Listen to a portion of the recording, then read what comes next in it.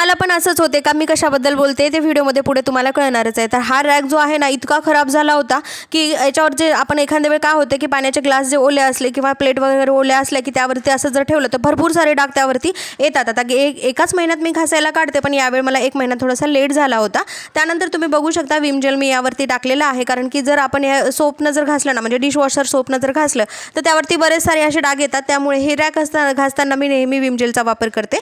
त्यानंतर तुम्ही बघू शकता पहिल्यांदा पाणी टाकून घासून घेतला आणि तो जो रॅक आहे घासून धुवून घेतल्याच्या नंतर उन्हाला वाळवत टाकला. म्हटलं तोपर्यंत आता पिलूला 2-3 दिवस सुट्ट्या होत्या, तर त्याचे जे शूज आहेत, स्पोर्ट शूज आहेत किंवा स्कूलचे शूज आहेत ते घासून घ्यावे म्हणून कपड्याच्या ब्रशनं मी आपल्या डिटर्जंट पावडरनंच जे आहे ते असं चांगलं वॉश करून घेत होते. आणि आता 2 दिवस उन्हामध्ये ते जर चांगले सुकले तर मग त्याला घालून जायला सोपं पडेल. आता त्याचे 2 शूज आहेत, म्हणजे एक स्पोर्टचा असतो आणि त्यातल्या त्यात एक स्कूलचा असतो. आणि लेकरं तर व्हॅनमध्ये जातात, पण माहीत नाही हे कशामुळं एवढं घाण करते पिल्ल्यात त्यालाच माहिती.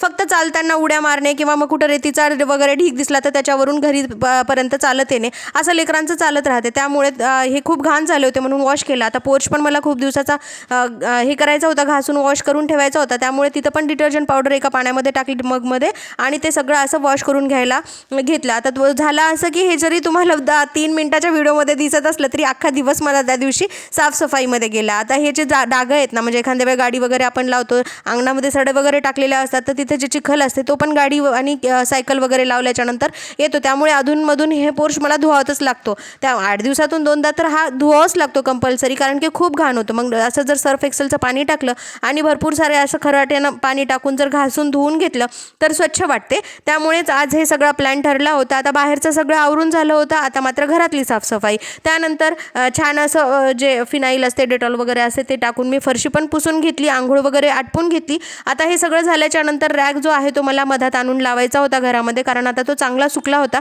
आणि तुम्ही बघतच आहात की चकाचक दिसत होता.